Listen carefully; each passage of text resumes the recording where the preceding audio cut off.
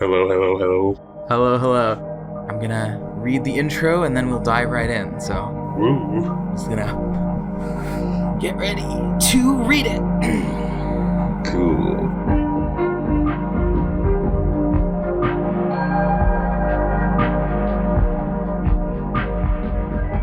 Hello, everyone. I'm Ava Hoffman, and this is Outside the Lines, a line writer podcast where I interview line writer creators and talk to them about the artistry behind their tracks. Gavin Rue, 538, first started developing his boundary-breaking and highly symbolic style in line writer since 2017, and he first started asking his friend Arlen to post his tracks to their YouTube channel. Since then, Gavin has developed his own independent body of work, which uses line writer as a medium for self-expression, creating a deeply personal landscape of psychological metaphors with which he has explored politics, identity, religion, and family. Equal parts cryptic and confrontational, Gavin's line writer work takes each part of line writer and asks, how can I make this say something meaningful? And each time he asks, he manages to make line writer even more special and enriching for all of us. Today, I'll be interviewing Gavin about A Rush of Blood to the Head, an hour-long behemoth of a track which was released late last year. A Rush of Blood to the Head is a complex, sprawling masterpiece which uses the Coldplay album of the same name as a lens to chart Gavin's attempts to understand himself and his place in the world around him. It's a powerful and thoughtful piece of art which features Gavin at his angriest and most passionate. And shockingly, despite its length, A Rush of Blood to the Head almost never runs out of new and surprising ideas. Unfortunately, because of copyright issues, this full-length album track is criminally underwatched. I would highly recommend you find it on Gavin's YouTube channel and watch it for yourself. Thank you for joining me, Gavin. Thank you for letting me exist in the interview world. Yeah. For our first question, in your own words, describe A Rush of Blood to the Head. It's definitely a lot.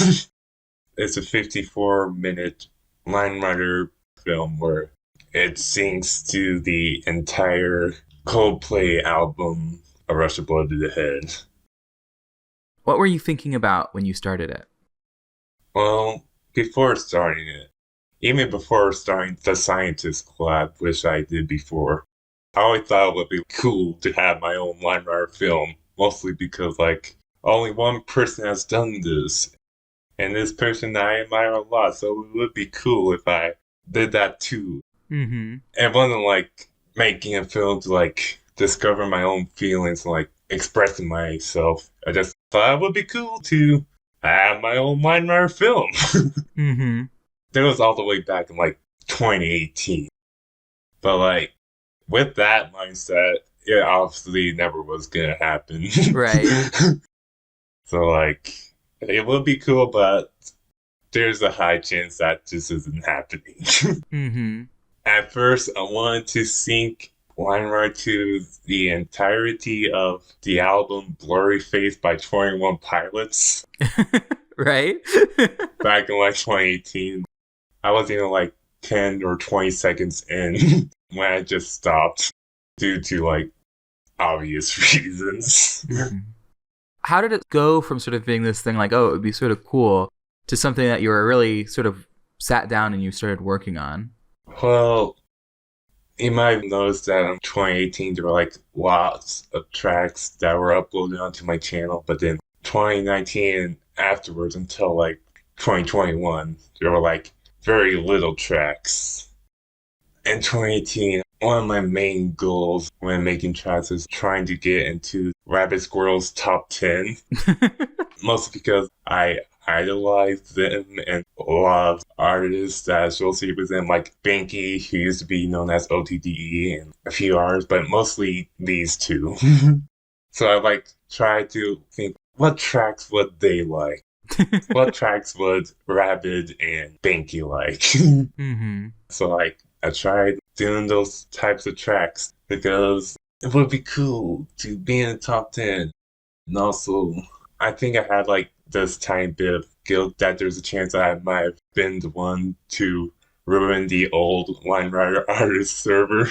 But because I was talking about stuff and uploading tracks that's not about an artistic perspective, back then I just thought art is about drawings and scenery. Mm-hmm. Yeah, I just didn't understand that artist like expressing yourself, like having like a narrative, like a theme, and it's not just scenery. And like soon after I joined the old LimeWire artist server, like Rabbit announced that it's shutting down. And I just thought, was I the one who made Rabbit shut down? And I had this like bit of guilt. Mm-hmm. And it's also like I knew about Rabbit's tracks for so many years, like ever since I was a child. So like, holy crap, I'm talking to this person. Whoa, that's so cool. And I literally say that I called them my idol back in 2018. Like, yeah, I definitely know that right now that it's very uncomfortable to call somebody their idol. Right. So yeah, I try to like replicate their style mainly in like a bunch of my movement and stuff. And also in 2018, I was in the community back then where it's like a lot of Manuquirk tracks, and like when I started uploading tracks, I asked for like criticisms. I'd say like criticism is appreciated and like all that. And like people like Handman do give me criticism, and I do appreciate that still to this day, but like it is very quirk heavy. Mm-hmm. A lot of my tracks are like Rabbit style, or like less artistic, more childish, and incorporates more quirk, I guess. Mm-hmm. I learned a lot about like how to move Boss back in 2018. Even before I joined the community, I learned how to do a cranial just by watching tutorials from Apple. So yeah, the top 10, that was like one of my main goals when making tracks. And like, lo and behold, somehow I got in the top 10 of 2018. Ninth place with Kitchen Sink. I'm like, hooray! I accomplished that goal. Now what? Mm. So yeah, afterwards I pretty much lost a lot of motivation to like work on tracks. Like, don't get me wrong, I had like a bunch of ideas on songs that I could seek LimeWire to, but like I just didn't do the execution of making the track. So like went from like a dozen uploads in 2018 to like only like a few uploads, with like a lot of them not being that grand or serious or all that. I guess in like 2019 I made Innuendo. With looking back, the reason why I made it is because like I wanted to make a track that everyone would like, because back then like 2018 like got a lot of like criticisms, like a few of my tracks like completely flat sludge. Mm. Like it's too Rabbit. Right. Or like it's just plain old boring. Mm. And like the same old message, I guess. Those are one of the few criticisms I remember. And also, Argon released Bohemian Rhapsody in the beginning of 2019, I believe. And like that got a whole ton of views. So like I was like, hey, would be cool if like had like a few of those views too with another Queen song. I knew it won't be as big as Bohemian Rhapsody because the song Innuendo isn't that big itself, but like it would be cool.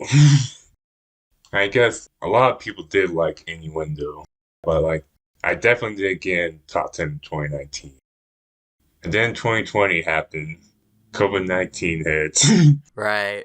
And like I had lots of time to be at home by myself, learning about things, learning about the outside world, learning about me, and like a lot of things. And like 2020 was also when I started the Scientist collab on the other server. Mm-hmm. I started the Scientist collab because I only remember like one track before the collab started, like that was in reverse, which was Apple's Here. And I saw that video like, wow, seeing stuff in reverse is kind of cool to look at. I would love to do that. And like the music video for The Scientist is also in reverse. So like I can use that song. Mm. But unfortunately, I didn't have a lot of ideas on what cool things I can do in reverse. So like I just thought, hey, it would be cool if it was a collab. Mm-hmm. So like I suggested it in the collab server and the collab started. And I came up with that little story at the very end of the collab with the two people, the couple. Mm-hmm. And meanwhile, I've been listening to the album of Rush of Blood Head a lot. And it reached a point where I made my own fan-made concept story for the album, even though I'm pretty sure it didn't have a concept to begin with.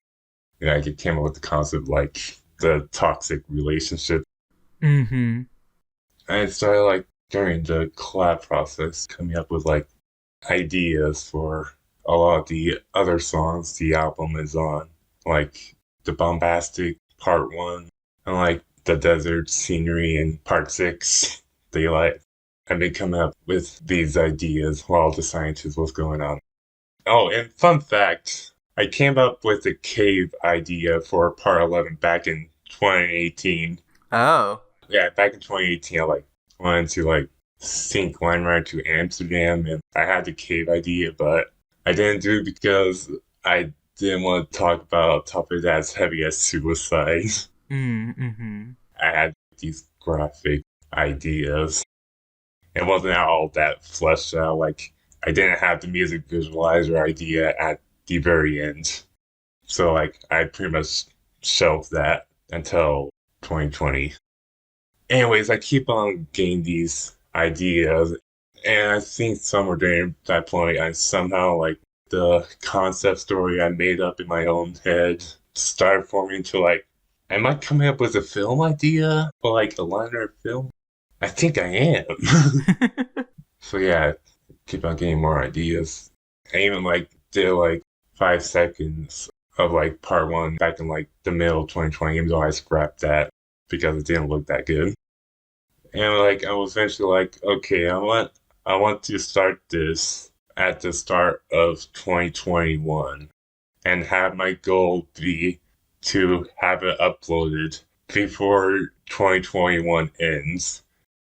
And looking back, it's kind of mind blowing that I somehow got it uploaded right before 2021 ends. Although I didn't start it at the beginning of 2021, I started at late November of 2020. But like, still, the fact that I got done before my own little deadline is just baffling. Yeah, and you also worked on it completely in secret, right? That I did. Although I did throw out like a few hints. Like near the end of finishing my film, I asked on the class server if I can like re-upload the scientists with the new usernames, and I got the go-ahead from Argon. Little do they know that I'm asking because they're gonna be a part of my film. Right. So yeah. And also when the Alive collab first started, I guess people outside of the collab server don't know what that is, but like I was saying like the reason I've been working on the Alive collab is because I'm working on my own project and stuff. Little do they know. Anyways, yeah, I like started becoming more in touch with my own feelings. Like, I think my first track that I released that actually comes from my own feeling was the track Level of Concern back in 2020, which is about COVID-19 and like saying like, hey, wear a mask, stay safe, stay home. And I really want people to like stay home. Mm-hmm. I think that's pretty much how Rush Blood had started. I think actually that leads really well into another question I had. You just charted out this story of, oh, I want to do this thing because it would be cool, or I want to impress the people around me, right? And then in the story you told, it started to become more about expressing yourself, and you started making tracks for yourself, right? Yeah. And I think that's really clear in A Rush of Blood to the Head. You said at first you just viewed art as like, it's just drawings, it's just scenery. So how did you go from that to start using scenery as a form of personal expression? I think I want to talk about my track Is It because I think it's the first track where I like talk about my own actual feelings on things. Like an abstract depiction of like how I made the tracks back then and like how I view them now and why I made those tracks. You can see in like in the lyrics where I've written now, like, can't you see I'm trying? I don't even like it. Mm. I have a tendency of trying to subvert tropes of line writer, and like, is it? I try to do like a lot of like trope subversion, like the laziest lyric video, the laziest quirk you ever seen, and like the laziest manuals. I even like tried to make fun of the animated lyrics at the end of Is It. I guess I just started like saying like in This Is It. The stuff that I did back in the past. I'm not doing that sort of stuff anymore. I'm trying to move in some sort of new direction. Mm-hmm. And I made that while I was working on my film as like some sort of side project, hinting at like what you could expect for like my tracks in the future. And like I also released Prospects March Poppy Fields. And like the first minute is rushed and there are like ideas that weren't that well executed, but like it comes from my own feelings. Ain't the best, but I am glad that I made it and released it. Anyways, back to my film. I think the first instance of actually going into my own real feelings was in part 3, which should be obvious. I even literally put like, this is where it really starts. Right. And then, behold, my mindscape. And there's like lots of drawings that I did while making the movement and stuff that I added later. Mm-hmm. Because I was afraid that it was gonna lag when I worked on it more. But fortunately, it didn't. Especially since I got a new laptop during the making of the film. Right. And like, I intentionally like try to talk about stuff about the line art community, about why would people make tracks? Is it for like attention, for like discovering themselves, like trying to fit in? Mm. Like all these stuff like spin, switch, manual. Right. That moment's interesting because it sounds like some of the advice you get sometimes from sort of a Manu Quirk perspective, and you're thinking about community and all this. Yeah, and what comes after part 3? The scientist. Mm-hmm. And during like the process of the scientist collab, I was kind of disappointed in like the other collaborators. So like, I said like try to like come up with like cool ways to show things that looks cool in reverse. I'm like, no, they just kept on doing like Manu Quirk and stuff. Right. And that doesn't look cool just because it was reverse. There's nothing like mind bending about it. Like, come on. Mm-hmm. But yeah, I think I did stop being like disappointed in the collaborators after like thinking about the lyrics and how it actually like fits with disappointment and stuff. Like nobody said it was easy and all that. Right. And like the song is literally called The Scientist. And like thinking about like how like people like usually thinking about like techniques and like the science. And I guess when I focus on the science, it changed from like this point to like trying to work off feelings, but you don't know how. So the fact that it came after like part 3, it was all like, it's somewhat coincidental, but it works so well. So like, I was like, yeah. You sort of reappropriated this kind of disappointing collab and sort of made it about that disappointment. I think maybe The Scientist, and you also talked about part 3, is actually a good way to sort of get into a question about politics and your line writer work. Because for me, A Rush of Blood to the Head remains sort of your most like explicitly political and confrontational track. In one of those pieces of text that fly past Bosch in part 3, we see the phrase Gavin Rue 538 versus society, right? Yeah. And throughout the track, A Rush of Blood to the Head takes a stand against violence, war, hate, and toxic masculinity. What is the role of politics and the political in your tracks? Well, The reason why I wrote Gavin 5-3 versus Society is because around that time, if you read my Sun Showers review, I did talk about it a little bit. Mm-hmm. From September 2021 to December 2021, I started college at Brigham Young University, Idaho, also known as BYUI. I was born Mormon. I was part of that church, and over time, my beliefs in the church started to dwindle more and more as I discover more about the world and my own values and stuff. Mm-hmm. I didn't really have any faith in church. I just was going through the motions of being the best Mormon you can be so you can get back to the highest heaven, I guess. But as I learned more about stuff like LGBTQ issues and talking to people more meeting people like Arlen, who I know is definitely queer, and just researching these things about sexism in the world, racism, and learning more and more about my own church history. For example, before 1978, Black people weren't allowed to get the priesthood. It's a deeply racist history of the Mormon church. Yeah, and I still think the church is sexist to this day, and it's definitely queer-phobic. Mm-hmm.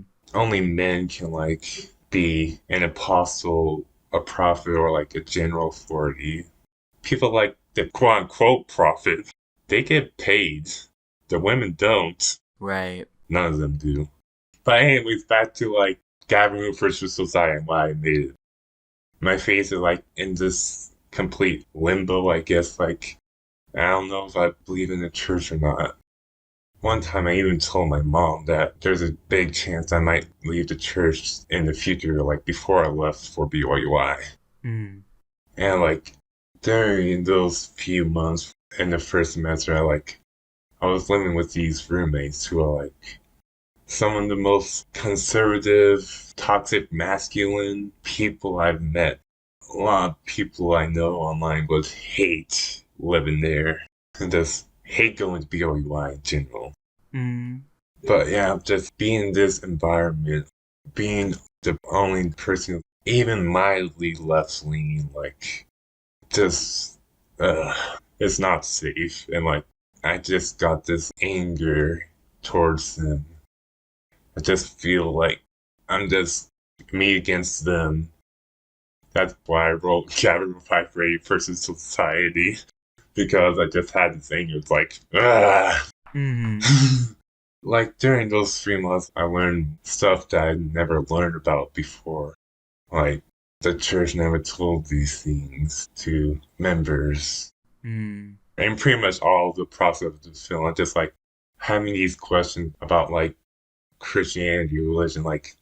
I show these symbols of the pride flag, the transgender symbol, and anti-gun, Mm-hmm. Black Lives Matter symbol, even plurality. I even wrote down the words gender, sexuality. These words, God, science, both. I don't know. Mm-hmm.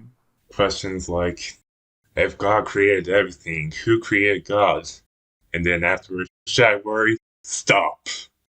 And I did even a little tiny hidden thing. And the last part of theirs where Bosch's offset, God give me style and give me grace.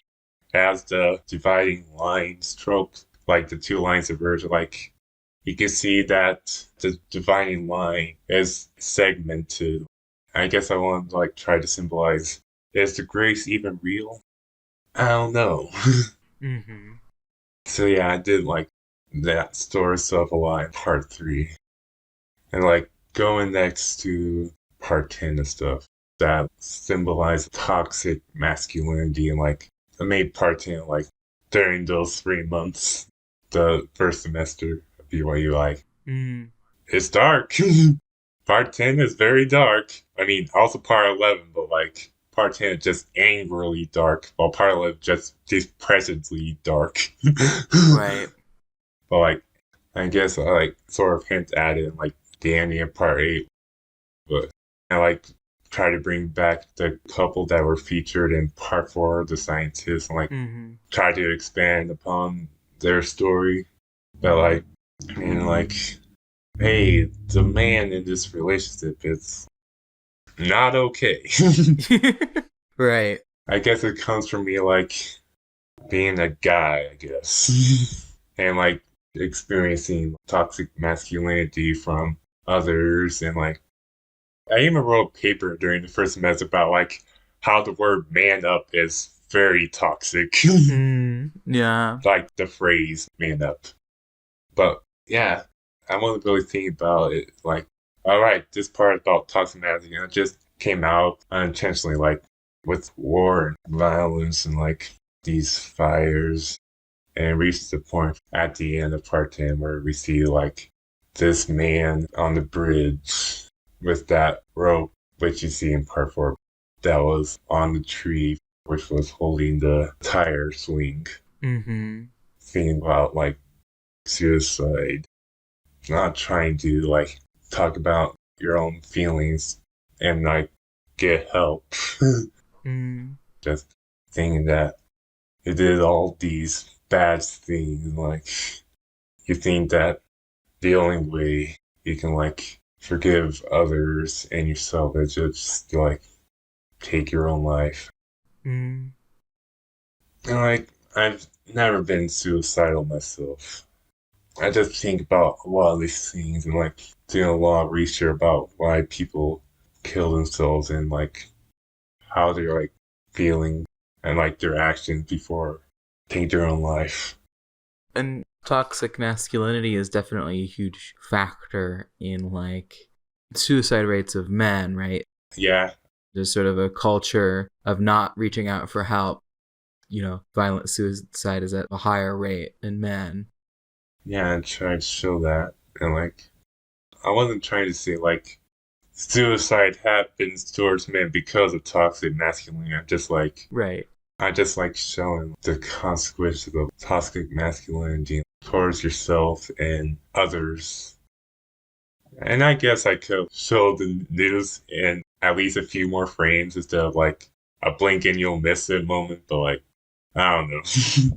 Still wasn't that comfortable talking about suicide. At least until No Surprises. This might be a good jump into this next question. A Russia's Bullet to the Head explores several tough and emotionally uncomfortable themes, as we've been talking about, like abusive and violent thinking, suicidal thoughts, and just general despair, as you've sort of highlighted. Frequently, you use your line writer tracks as spaces for you to explore some of your own darkest emotions or experiences, like in Midnight and in No Surprises, right? Yeah. And something that always is really striking to me about these tracks is the way that you use Bosch's movement to explore a kind of metaphorical emotional space. There's the struggling claustrophobic movement in Amsterdam, while At the Door, which also is exploring these similar sorts of emotions, its movement is a lot more frantic and trying to escape. And it's a lot more quirky. Yeah, there's a lot more quirk in it. What is your approach to movement in Line Rider, and how does that relate to the way you explore emotion in your tracks? Well, I think it comes back to like how like Rabbit Squirrel influenced my movement a lot. You can see in like tracks like This Will Destroy You and stuff like Formula, Ruby Falls. A lot of it is purely movement, and when there are visuals, they're like very minimalist. I just love seeing how like Bosch expresses himself by the movement, not like stuff like visuals, lyrics, and all that. Even though I use them too, of course. But like, yeah, even way back then in 2018 when I wasn't talking about my own feelings, I like trying to like express the meaning of the lyrics and the movements of like tracks like Taxi Cab and Carry On.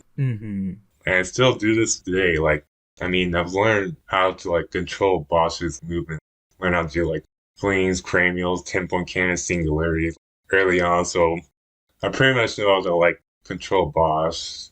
I mean, of course, not to the point of like Giga Quirk, but like still enough for me to like know how to do movements that I want to showcase. Mm-hmm. And like when you look at Bosch when doing like a lot of movement, like this could sound weird, but I sort of brought this up in my shit post called "The Suffering of Bosch." Like Bosch has suffered through a lot with flings and singularities and like 2 feature films, which is now 3. And of course, I ended off with like that Dami Dane meme because I was making shit post, but like if Bosch was actually alive, how would they feel? Mm. Then like what could go on in their minds when they're like doing these weird movements? Mm.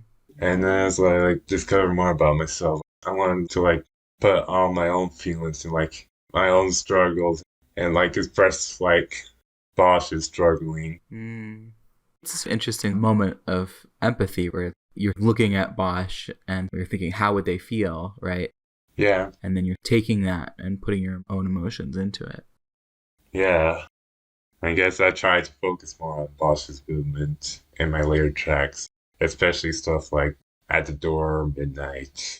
And I guess that one part in No Surprises where there's like a bunch of like quirky movement happening Mm. in this dark space where it's just Bosch in the dark. But Bosch is like flailing around, Right, yeah. cranials, singularities, while this soothing song is happening. Right. It's just interesting how like most of it is just flashlight and just one part that's just like a lot of quirk lines that are just hidden. Mm. Yeah. Instead of about the lines, it's about Bosch's body. Yeah. At the start of this question, you mentioned Bevabel and Bevabel's movement techniques and how they've really influenced you. Yeah. In many ways, A Rush of Blood to the Head feels like a thoughtful revisiting or remixing of Rabid Squirrel's This Will Destroy You, and many of the sinking techniques that Rabid pioneered. A Rush of Blood to the Head sort of pulls its favorite things from This Will Destroy You, reinterprets them, and then adds your own creative expansions and flourishes on top. You sort of sprinkle a little Gavin on, right? And the result is a track which feels like it's in a thoughtful dialogue with This Will Destroy You, looking back at the past while trying to piece together a future. Yeah. And using Line Rider as a kind of commentary on Line Rider is really common in your work. We've talked about Is This It earlier. Is This It is doing a similar thing where it's talking about your emotions and it's talking about Line Rider, or something like Old Friends. These function as reflections on your relationship to the Line Rider community. How did This Will Destroy You and the Line Rider community as a whole influence A Rush of Blood to the Head? And what do you think is the value in using Line Rider to comment on Line Rider itself? I mean, you can obviously tell that This Will Destroy is a huge inspiration. I mean, it's a film. And also, like, I took a few things out of it too. Like, This Will Destroy You is like virtually all of it is flat slid. I tried to do part 1 as mostly flat slid with like a few singularities. I guess I'll like show like you can be like dramatic and bombastic with just flat slid. Mm-hmm.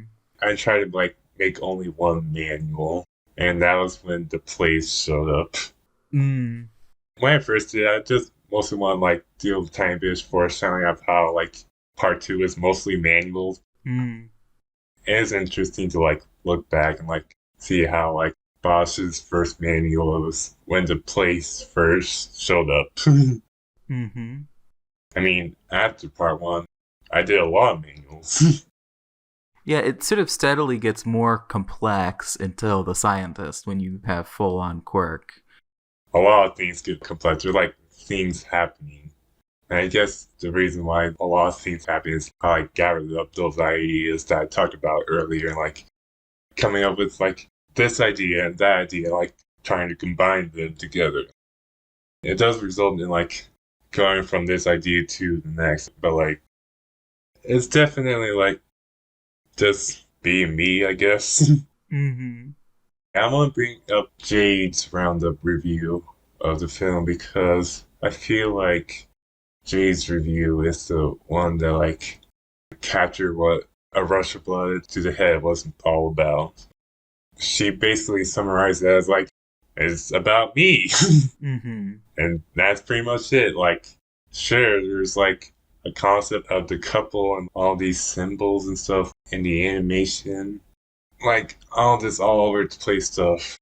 You can like summarize in just like A Rush of Blood to the Head just being about Gavin Rue 538. Mm-hmm. And his Mindscape. I want the listeners to know that every time Gavin says Mindscape, he points at his head with both of his hands. It's great. It's great. I mean, there's a reason I left the title of the album in the title of the film itself. A Rush of Blood to the Head. You can just search up what that is and like you can see like the connections. Yeah.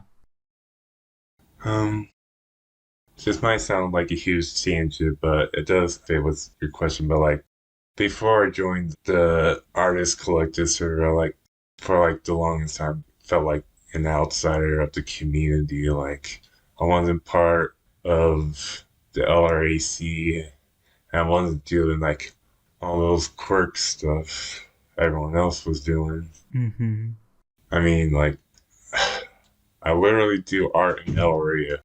I'm definitely like not part of the binary when it comes to that. Right. I'm non-binary when it comes to line writer. That's why I sometimes call myself a line writer monster.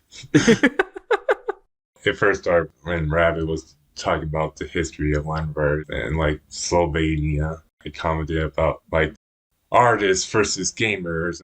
I was like, I don't fit into those two. And like how like artists use .com and gamers use LRA, and artists like make emotional tracks and gamers do quirk tracks. And like, I use LRA. I try to make art. How do I fit into this? I'm a monster. That's why, like, if you like look at my Twitter profile, you can see self-proclaimed Weimar monster.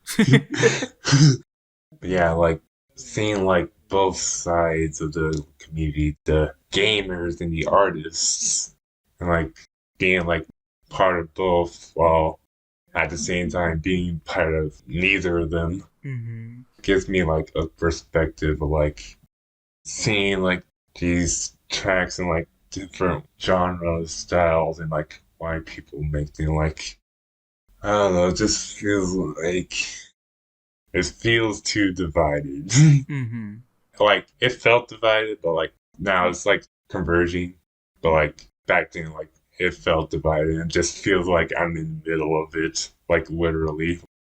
Like gamers, artists, me in the middle.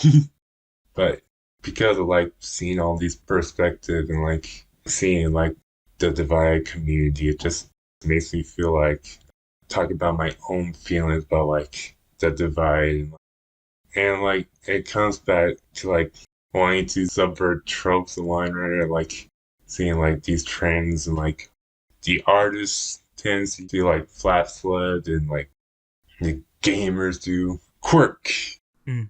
I mean, I showed that in Is It and like bits of like A Rush of Blood in the Head.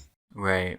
So like I feel like being an outsider, but also like witnessing like a lot of the community divide, I feel like it was good for me like to give out my own outsider perspective on things, being part of the community for quite a while, but at the same time not feeling like I'm in the community.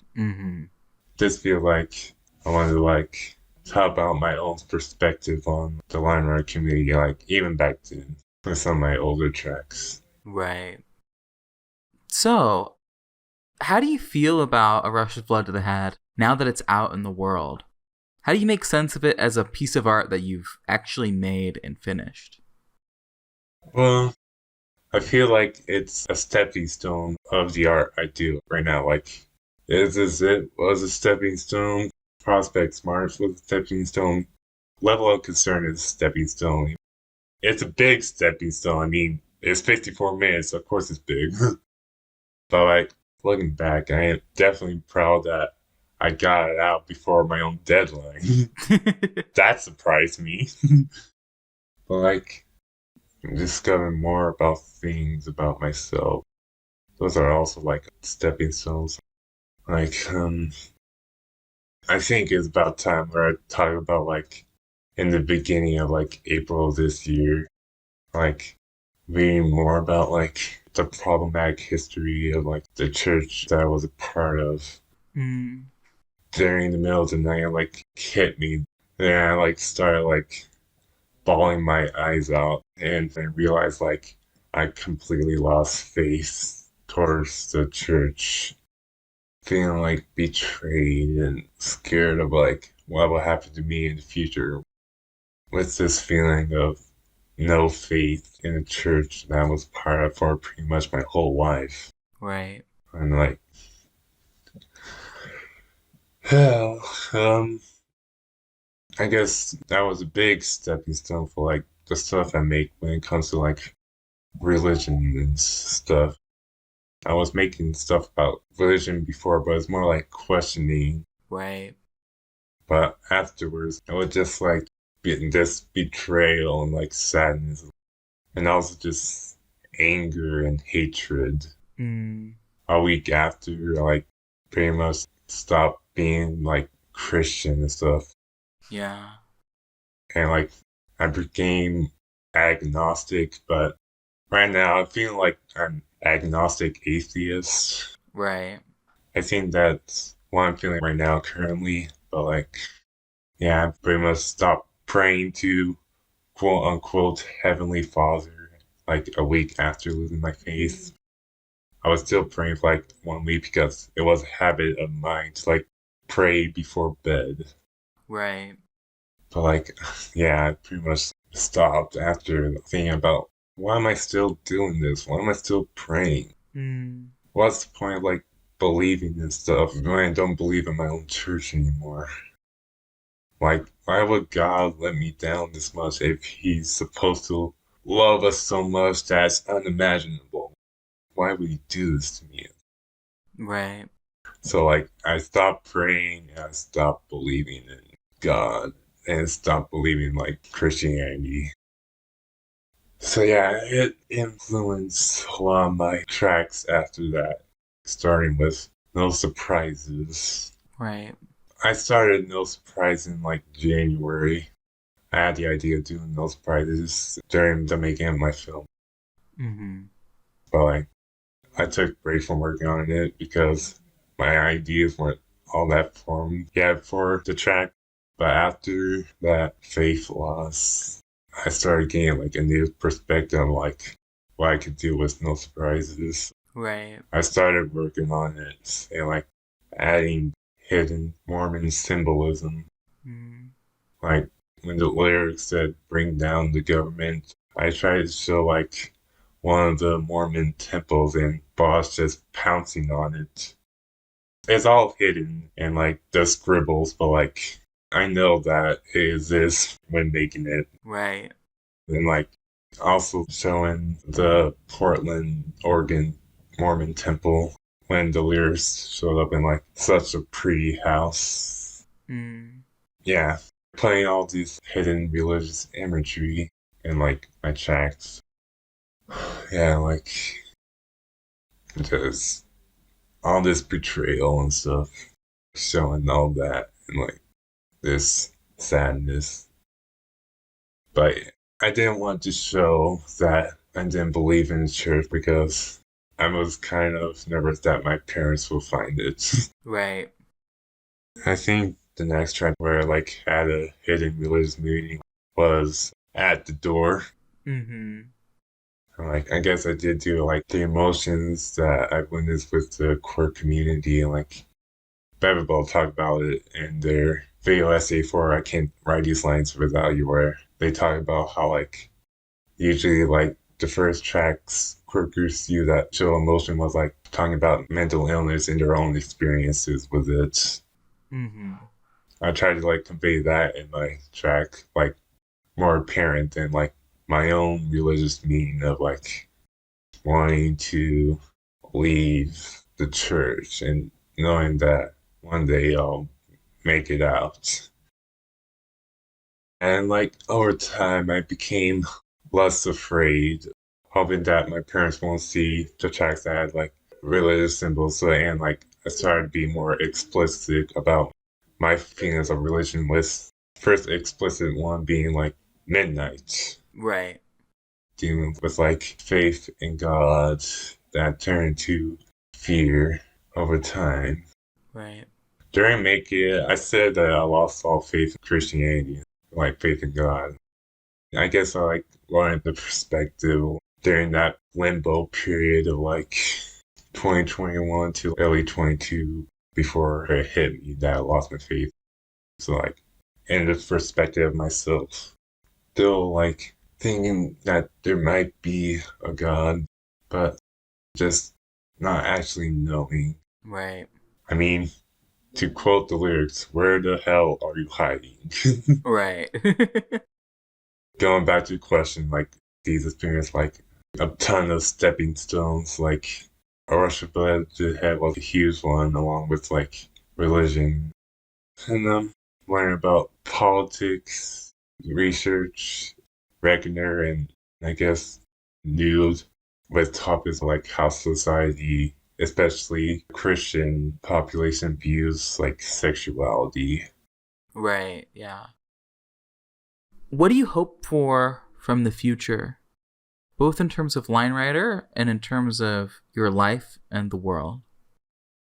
Well, for a line writer, I just hope that people will be like less afraid of like experimenting with stuff in my life, like showing their own emotions about things, even if it might not look that good at first.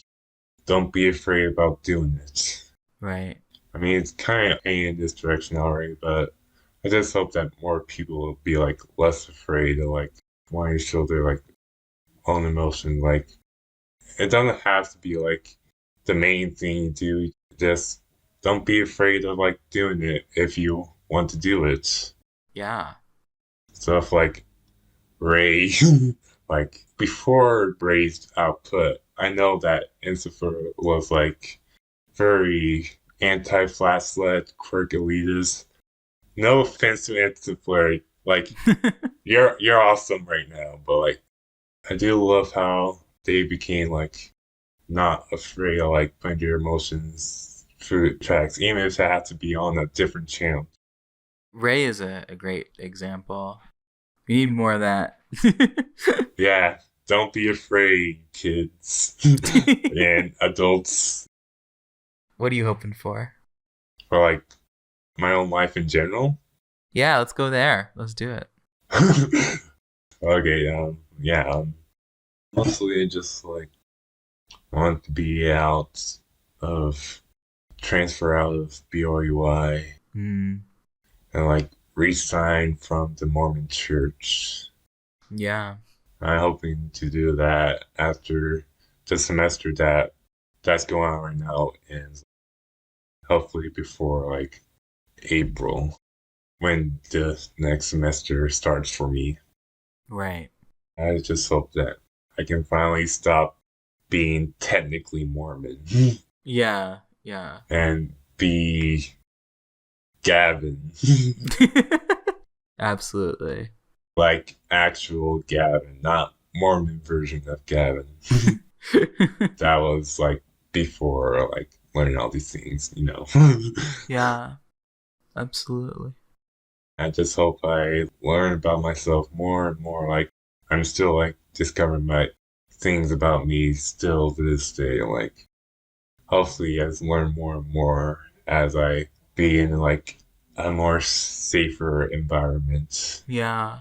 I mean, like live the life I want to live and all that. Absolutely. I guess I'm not exactly sure like what sort of job, or like if I'm gonna have a wife or like even kids. Hmm. I mean, the Mormon Church expect their members to like have a family Right. with Jeez. like a lot of kids. Yeah. Yeah. I'm just like looking back like, jeez. Yeah. I mean, it would be cool to have like a wife and my own kid that I can like teach about like the stuff I learned, but like it is some work. Yeah. I do know about that. Yeah. And at the very least, you definitely are not going to want a Mormon family. Yeah. Yeah, I definitely don't want Mormon's family. And I'm not the most social person, so I'm not the best at like winning a girlfriend, I guess. Not the best phrasing, but No, whatever. That's not great phrasing. Yeah. No, I don't want to be like a goal of like winning. Right. All right, moving on. You're just saying it's hard to, especially when you're sort of stuck in the environment that you're stuck in, it can be hard to find someone you connect to. Yeah. Well, I think maybe this is where we end it, unless you have any other thoughts. I mean, don't be afraid to pause on the tracks. There are a lot of hidden stuff that I put into there. Yeah. If you haven't ever, I would definitely recommend you just like pause and look around on Gavin's tracks. He hides shit everywhere. Yeah, I'll let people start the race of finding all the hidden stuff. And at the door, there's this little tiny edit in post-production. Whoa. I mean, besides the ending, where it's obvious, there's like another post-production scene, like, try to find it. Go! Well, you heard it here first, folks. There's a hidden message in at the door involving post-production. Well, it's less of a message and just more of a tiny thing I just wanted to do, just because I feel like it. Regardless, here at Outside the Lines, we have some hard-hitting journalism. There are secrets hidden in Gavin's tracks. All right. Gavin, thank you for coming onto the podcast. It was great having you. I wish you all the best with your life. Thank you. All your endeavors, and I hope you get out of that fucking church. Fuck them. Fuck the Mormon Church. The official stance of Outside the Lines podcast is fuck the Mormon Church. Woo! Yeah! Anti-religion. Let's go. Anti-religion. Whoa. Don't worry, if you're like Christian, but not like pushy about it. Yeah. You're okay.